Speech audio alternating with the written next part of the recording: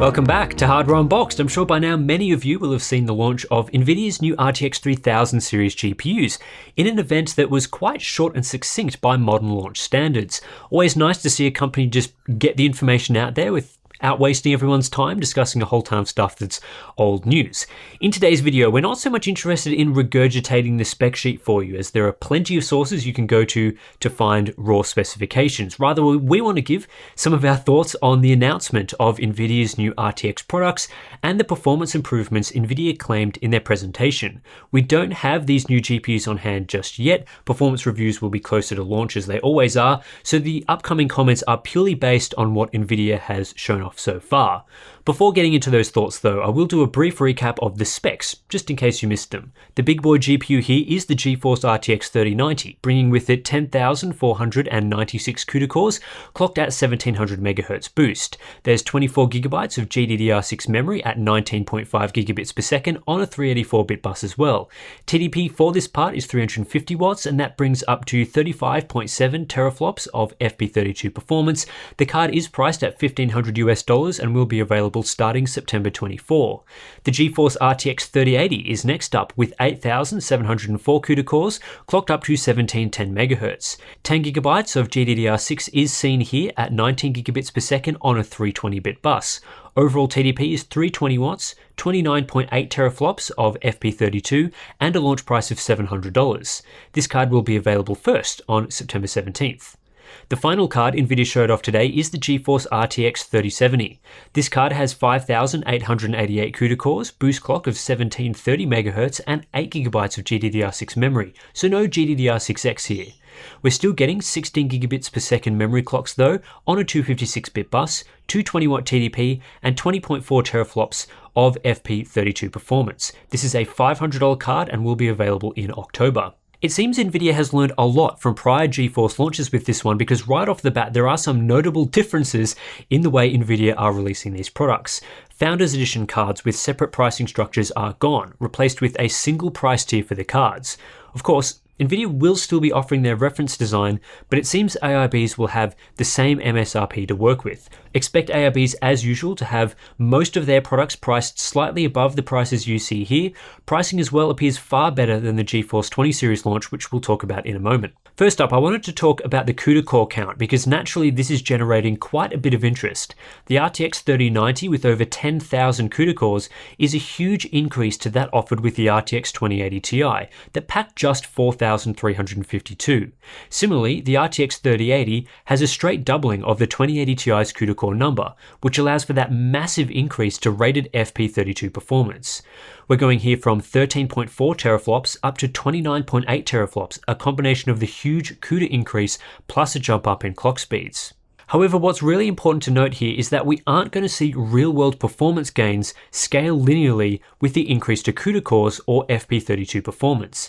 NVIDIA isn't talking about their SM design just yet, but they did mention it is using a 2 times FP32 configuration, which suggests that within each SM, there is now double the FP32 units to work with. So while the RTX 3080 does have double the CUDA core count of the 2080 Ti, there's the same number of SMs, probably at 68.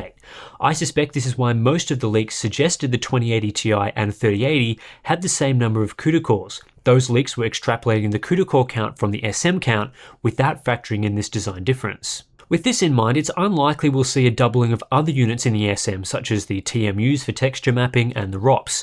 While the ALUs are often the bottleneck when it comes to gaming performance, if other areas of the design don't scale with an increase in that area, at times you won't see the full performance benefit of that increase. There has also been some suggestions that Ampere differs in how it allows the various processing blocks within the SM to be used. We know that with Turing, that NVIDIA introduced simultaneous floating point and integer execution, which brought with it a performance gain for the same SM and CUDA core count. It's possible, although not confirmed, that Ampere allows you to use either the 2 times FP32 capabilities or FP32 plus int capabilities, depending on what the application or game requires. If this is true, then again we wouldn't be seeing a straight doubling of game performance over Turing that consistently was able to utilize FP32 and int processing simultaneously. On top of that, memory constraints are also going to present bottlenecks at times. We see high memory speeds with this generation, but this hasn't scaled in line with the CUDA core increase either. The reason why I suggest we aren't seeing that doubling of performance is this is exactly what Nvidia shows in their admittedly a bit confusing performance charts. Once again, Nvidia are using relative performance here, but let's focus just now on the RTX 2080 Super and RTX 3070. The 3070 has 5,888 CUDA cores, which is a 92% increase on the RTX 2080 Super. However, the overall SM count is likely a bit lower, the same as the RTX 2080. We also know clocks are slightly lower, about 100 MHz down and boost over the 2080 Super. Nvidia here is claiming around a 25 to 30% performance gain for the 3070 over the 2080 Super in traditional non-ray traced games like Borderlands 3 and Red Dead Redemption 2. Similar numbers can be pulled from this overall chart, although it's hard with the relative scale on the left. Still, what Nvidia is suggesting here is far below the 92% increase to CUDA cores between those parts. That CUDA core number is definitely interesting and exciting, but don't get sucked into thinking we're suddenly getting a 2 times increase between these sorts of cards. Even Nvidia isn't claiming that in their performance charts. That discussion on the CUDA core design isn't to take away from what is generally very impressive performance claims from Nvidia, and I should stress, I guess these are Nvidia's claims, we haven't benchmarked the cards yet. For the RTX 3070, Nvidia is claiming it's faster than the RTX 2080 Ti at a much lower price point. By this chart, performance is more equal to the 2080 Ti than faster, but I guess if it is marginally faster, they can make that claim. And this all fits with what we were talking about earlier, with the 3070 offering 25 to 30% more performance than the 2080 Super in these charts. Offering that sort of performance at $500 is a big shake-up of the GPU market and pricing structure. Honestly, it makes the 2080 Ti look like terrible value, and I think people that have bought one of those cards, especially recently, have every right to feel completely ripped off. If these performance numbers turn out to be accurate, Nvidia will be offering the same performance from 2 years ago for less than half the price, which pushes well past the normal value increases we have seen recently. It's also a welcome change to see Nvidia return to the aggressive price point innovation we used to see in prior generations. With Pascal, for example, Nvidia brought the performance of the GTX 980 Ti, a $650 card, down to $380 with the GTX 1070. We're seeing similar stuff here with the 80 Ti class coming down to the 70 class in the next generation.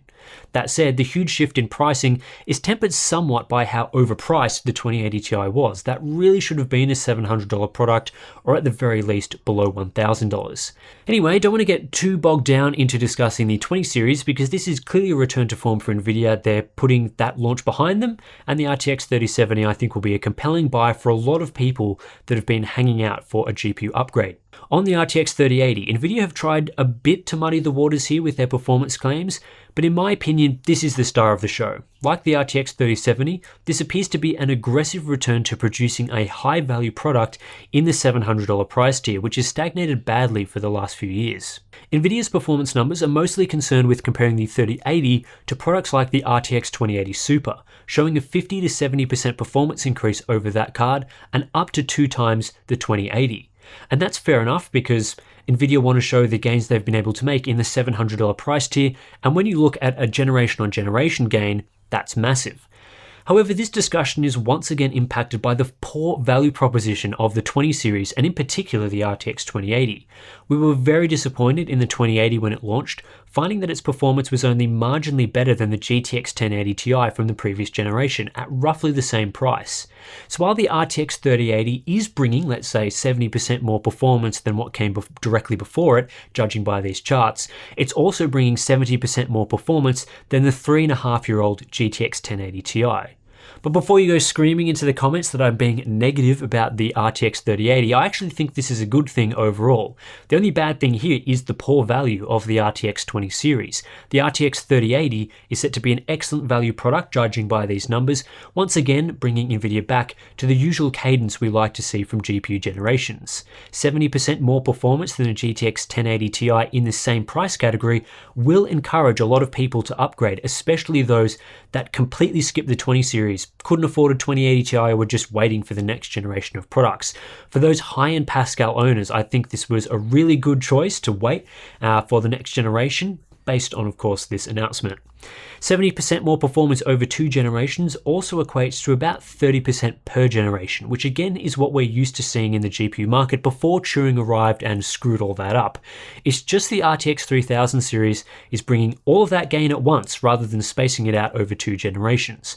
If you bought an RTX 2080 Super recently, I'm sorry, Nvidia did just destroy that card at the same price, but for people that are about to buy a new GPU, this does look quite promising.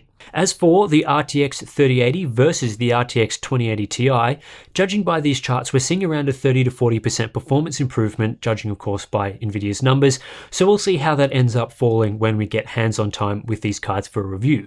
That's shaping up to be an excellent value proposition over the RTX 2080 Ti. Again, terrible value card, the 2080 Ti, but offering a big performance uplift over that card at a lower price is impressive, and why I think the 3080 is shaping up to be the best of the lineup. It even looks like reasonable value up against the RTX 3070. 40% higher price for 30 to 40% more performance may keep those dollar per frame charts looking reasonable. As for the RTX 3090, well, this one is a bit of a mystery, and judging by this announcement, Nvidia is more positioning this card as a successor to their Titan line. It has a very high price tag of $1,500, combined with a very large amount of VRAM at 24GB, making it sort of a dual-use card with both the potential for gaming and workstation applications. That's what the Titan has been, at least for the last few years. Nvidia didn't really talk much about how the RTX 3090 stacks up to other cards in terms of performance. In fact, they offered no direct comparisons to other products, other than saying the card is the first that's capable of 8K gaming. I'm always suspicious when a company chooses not to highlight how good a product is during the launch. I was expecting at least some comparison numbers for the 3090 to get everyone excited to spend $1,500 on a GPU. This is pure speculation, but if I had to guess, I'd think that the RTX 3090 isn't that much faster than the RTX 3080 for pure gaming applications right now. There are definitely question marks over how well games can scale up to 10,496 CUDA cores, although we do see a 20% uplift to memory bandwidth over the 3080, which will help things out. On raw specs, the RTX 3090 should be 20% faster than the RTX 3080, but for more than double the price, that certainly won't be enticing many buyers, and looks to be even worse value than the RTX 2080 Ti was relative to the RTX 2080. Another positive thing out of this launch was Nvidia didn't try and hide behind features like ray tracing and DLSS as much to sell the RTX 30 series. They also talked about general game performance, showing benchmarks for non-ray trace games. Not talking about the performance you'll get in most games was a big mistake of the 20 series launch, and that's been rectified this time around. With that said, Nvidia did also spend time on the RT cores and Tensor cores. We're moving to a second generation RT core design and a third generation Tensor core design, bringing with it performance improvements. What's really unclear out of their launch event is the exact specifics on the performance improvements. For example, let's look at these two slides. This first one shows first gen RTX with 11 shader teraflops, 34 ray tracing teraflops, and 89 tensor teraflops. The next slide shows second gen RTX with 30 shader teraflops, 58 ray tracing teraflops, and 238 tensor teraflops. Based on the shader numbers, it looks like these comparisons are between the RTX 2080, which had about 11 teraflops of FP32 performance, and then the RTX 3080, which has about 30. Nvidia are claiming here a 1.7 times increase to ray tracing performance and 2.7 times for Tensor, possibly between those two products with different SM counts rather than a direct comparison between first and second gen cores or between the same number of SMs. We also have this slide which shows up to a 2 times improvement to ray tracing, although more like 1.7 times in titles such as Control, Metro Exodus, and Minecraft. But the scale at the bottom merely shows Turing and Ampere. There's no specifics about the actual cards used, so that does make it a bit unclear. This means there are really two ways to look at this. On the one hand, if this is truly a direct SM for SM comparison, then a 1.7 times speed up of ray tracing acceleration is impressive and certainly very warranted. That would cut down significantly on the performance loss associated with turning on ray tracing. In some games, performance is halved when you turn ray tracing on, so having 1.7 times better acceleration would minimize that loss. On the other hand, If this is a comparison between the RTX 2080 and RTX 3080, this ray tracing performance is not impressive. Nvidia are already claiming the RTX 3080 is up to twice as fast as the RTX 2080, so if we're getting 1.7 times to 2 times the ray tracing performance between those cards, that's linear scaling with the overall improvement to performance. This would suggest the large performance hit between RTX on and RTX off will remain the same with this new series, and would also mean Nvidia haven't improved the performance of ray tracing relative to rasterization. It's really hard to say which one of those scenarios we're looking at, but judging by this chart, I think it's the latter. In other words, it's a comparison between RTX 2080 and RTX 3080. You can see that Control with RTX on has roughly the same performance improvements between Turing and Ampere as Borderlands 3, which is not an RTX title. If Ampere had more ray tracing acceleration, I would have expected the margins between Ampere and Turing to be much larger than those same margins in rasterization-based games. With that said, Minecraft does scale a bit better than Control, so who knows, it's a bit of a mystery for when we benchmark the cards. The improvements to Tensor Core performance could assist with DLSS performance though, and with DLSS 2.0 being a legitimately good feature, that is important. Again, we didn't really see DLSS benchmarks between Ampere and Turing, so that's something to explore more in full reviews. DLSS 2.0 seemed quite optimized on Turing, so I'd be surprised but pleased with the performance uplift this generation. What we didn't see was a DLSS 3.0 announcement. Some people released rumors suggesting Nvidia would have this magical DLSS 3.0 technology that allowed DLSS to work with every game. That didn't happen, and if it were to happen, they definitely would have announced it because it would have been game-changing, so mark that one down as a BS rumor. Another really interesting turn of events is the process technology Nvidia are using here. This is mostly based on what happened in the rumor mill. We've heard Nvidia was using everything from TSMC 7nm to Samsung 5nm, the latter of which I think was a bit far-fetched. Anyway, what Nvidia actually settled on is Samsung 8nm with special Nvidia customizations, which is being called Samsung 8N. Samsung says this is derived from their 10nm node and is essentially the best they have without using EUV technology. This is different from Samsung's 7nm node, which does use EUV, or from TSMC's 7nm, which is a non-EUV process. Hard to make a direct comparison, but 8nm likely falls somewhere between the TSMC 12nm node Nvidia used for Turing and the full 7nm process that TSMC offers. Where on that scale it falls, well, we'll need a bit more information. Nvidia does claim up to a 1.9 times performance per watt improvement for Ampere versus Turing, but again, we have absolutely no idea what condition that is running in. Are we talking pure FP32 performance, game performance with ray tracing and DLSS, which might be likely given the FPS scale in this chart? Are we talking for high-end products where power doesn't necessarily scale as well, or is it in the mid-range? Not a lot that is particularly clear. What we do know from the TDP numbers though is that Samsung's 8nm node and the Ampere architecture doesn't appear to be bringing a massive efficiency uplift over the previous generation. Nvidia is claiming the RTX 3070 is about RTX 2080 Ti performance at 220 watts versus 250 watts, a 12% reduction in power. Then we have the RTX 3080. Offering possibly 40% more performance than the RTX 2080 Ti at 320 watts, so with 28% more power. That does not sound like a good efficiency gain to me. Of course, the numbers are much more in favor of efficiency when looking at pure FP32 performance, so we'll have to see where the final results lie when we get hands-on time with the cards. Let's breeze through some of the other features announced. The addition of PCIe 4.0 surprises no one, although it's unclear what sort of benefit this will bring to these GPUs. Steve believes that on a PCIe 4.0 enabled platform, PCIe 4.0 with a fast GPU like an RTX 3080 could be 5% or so faster relative to the same card running in a PCIe 3.0 mode. He'll be all over benchmarking that one, although Nvidia in this performance charts did test with a Core i9 CPU.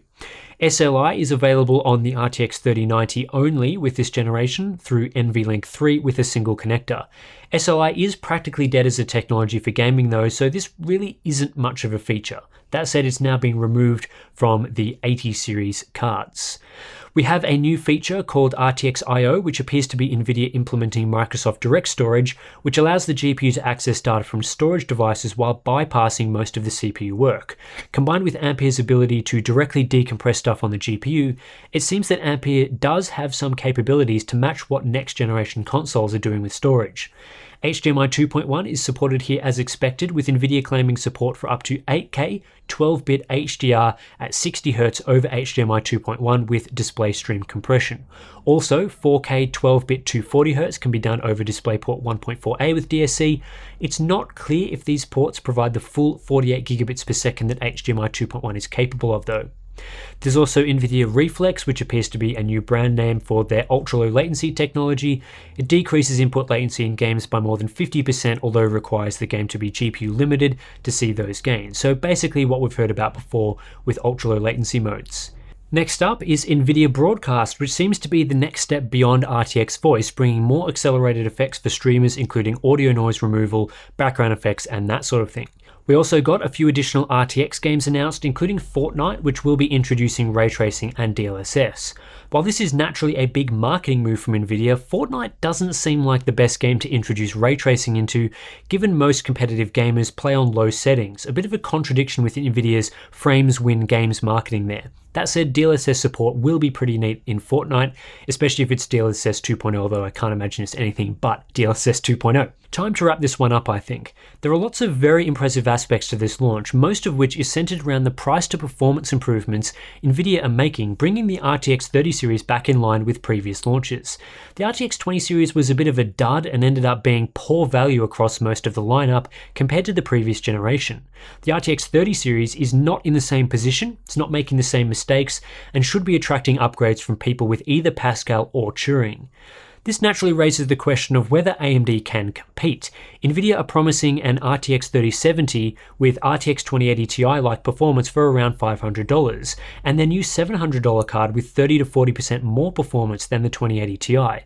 That's a big shift in competition, and it seems that especially around these price points, Nvidia are expecting AMD to be competitive. Maybe not so much at the RTX 3090 tier, but Nvidia would only make aggressive price point moves at the high end if they thought AMD was going to pressure them.